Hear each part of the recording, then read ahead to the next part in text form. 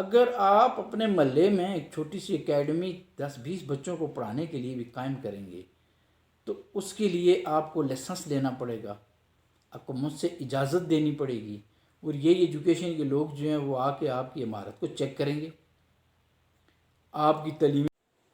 بسم اللہ الرحمن الرحیم۔ آج ہم بات کریں گے متحدہ عرب امارات UAE کے ایجوکیشن مینجمنٹ پہ،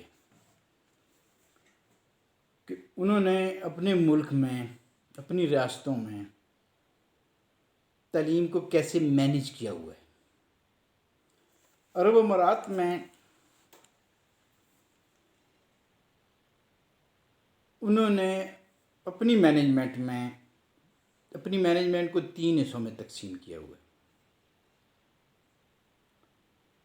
ایک وہ ادارے جو حکومت کے زیر نگرانی اور UAE کی حکومت کے پیسوں سے چلتے ہیں، اور اس میں زیادہ طلباء جو ہیں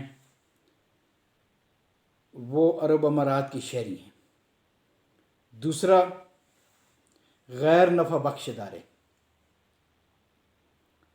غیر نفع بخش ادارے وہ ہیں جو مختلف ملکوں کی ایمبیسیاں چلاتی ہیں، ان ملکوں کا نصاب تعلیم وہاں پہ پڑھایا جاتا ہے، اور انہی ملکوں کے بورڈ جو ہیں ان سے امتحان لیتے ہیں۔ اور دوسرا جو کوئی NGOs کے تحت یا ٹرسٹ کے تحت ادارے ہیں، ان کو غیر نفع بخش کہتے ہیں، جس کا کوئی ایک مالک نہیں ہوتا، بلکہ جو کچھ آمدن ہوتی ہے وہی کچھ ادارے پہ خرچ ہو جاتی ہے۔ تیسرا جو ان کا ہے وہ ہے نفع بخش تعلیمی ادارے، جس طرح ہمارے ملک میں پرائیویٹ تعلیمی ادارے ہیں جن کے مالک ہوتے ہیں ایک ہوں یا ایک سے زیادہ ہوں، اور وہ مختلف ملکوں کے ہیں۔ جو کامن سبجیکٹ ہیں وہاں پہ کیمبرج کے ہیں۔ آپ کو یہ معلوم ہونا چاہیے کہ عرب امارات میں 80 ملکوں کے لوگ ہیں، اور 80 ملکوں کے یہ ادارے قائم ہیں۔ اب انہوں نے ان کی نگرانی کے لیے کیسے مینیج کیا ہوا ہے، یقین کریں مجھے دیکھ کے بڑی خوشی ہوئی ہے ان کو۔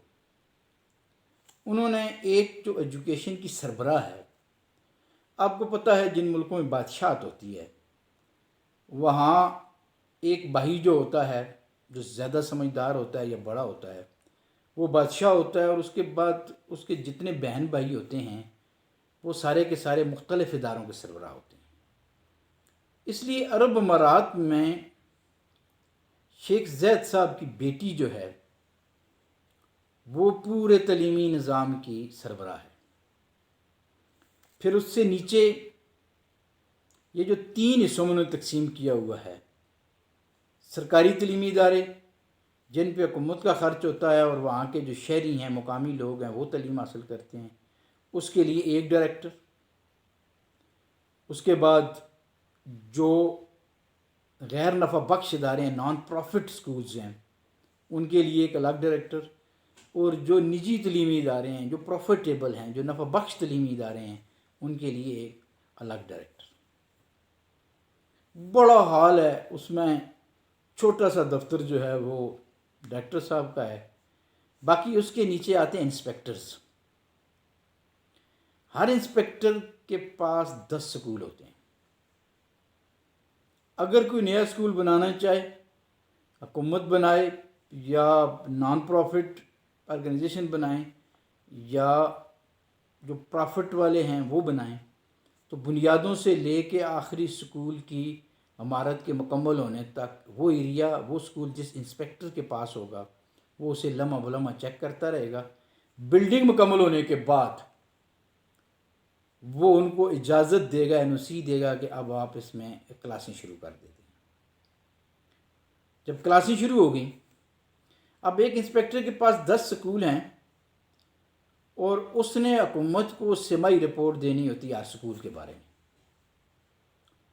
وہ سکول میں آ کے بچوں کو بھی چیک کرتا ہے، وہ والدین سے ہی ملاقاتیں کرتا ہے، وہ ٹیچر کی کیپیسٹی بلڈ بھی کرتا ہے، وہ جتنی مینجمنٹ ہوتی ہے، اکاؤنٹس ہوتا ہے، پرنسپل ہوتا ہے، کوآرڈینیٹر ہوتے ہیں یا سیکشن ہیڈ ہوتے ہیں، ان کی کیپیسٹی بلڈ بھی کرتا ہے اور ساری ٹریننگ ان کو وہ دیتا ہے۔ اب 3 مہینے بعد وہ حکومت کو رپورٹ دیتا ہے، وہ رپورٹ شائع ہوتی ہے اور وہ ادارے کو بھی ملتی ہے جو اس میں خامیاں ہوتی ہیں، جو اس میں کمیاں ہوتی ہیں۔ یعنی مفت کا ان 10 اداروں کو ایک انسپیکٹر مفت کا مل گیا ہے جو مفت میں انہیں ٹریننگ دیتا ہے۔ ان کو کسی ٹریننگ کے بندوبست کی ضرورت نہیں ہوتی، بلکہ وہی جو انسپیکٹر ہوتا ہے وہ سارے کام کرتا ہے۔ اب یہ دیکھیں کتنا زبردست تعلیمی نظام ہے، حکومت سے باہر کوئی نہیں ہو سکتا ہے۔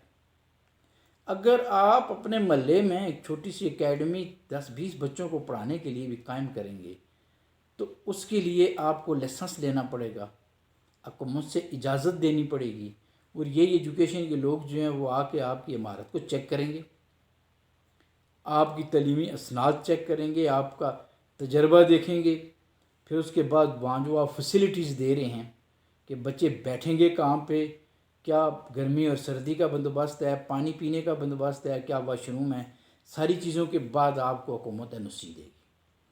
یعنی حکومت سے باہر ہو کے آپ کوئی کام نہیں کر سکتے۔ اس طرح ہمارے ملک میں ہے جہاں جس کا جی کرتا ہے ریڑھی لگا لیتا ہے، کیبن بنا لیتا ہے، جس کا جی کرتا ہے محلے میں بیٹھ کے پڑھانا شروع کر دیتا ہے۔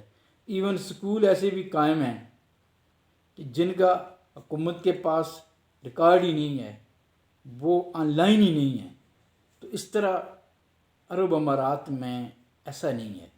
اب دیکھیں وہاں یہ اجازت ہے، اگر پاکستان ہے تو پاکستان والے اپنا نصاب پڑھا سکتے ہیں اپنے بچوں کو۔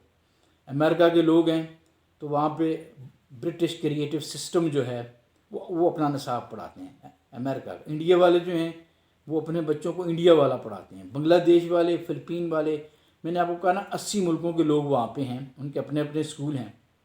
سب سے زیادہ جو ڈومینیٹڈ ہے وہ اس پہ انڈیا ہے، عرب امارات پہ سب سے زیادہ ڈومینیٹڈ انڈیا ہے، سب سے زیادہ اسکول جو ہیں وہ انڈین لوگوں کے ہیں۔ تو یہ آج کا تھا جی UAE کا تعلیمی نظام، کہ وہ کس طرح اپنے تعلیمی نظام کو مینیج کر رہے ہیں۔ تو میں نے آپ تک یہ بات پہنچا دی ہے، اسی کے ساتھ آپ سے اجازت چاہوں گا۔ وَمَا عَلَيْنَا إِلَّا الْبَلَاغُ الْمُبِينُ۔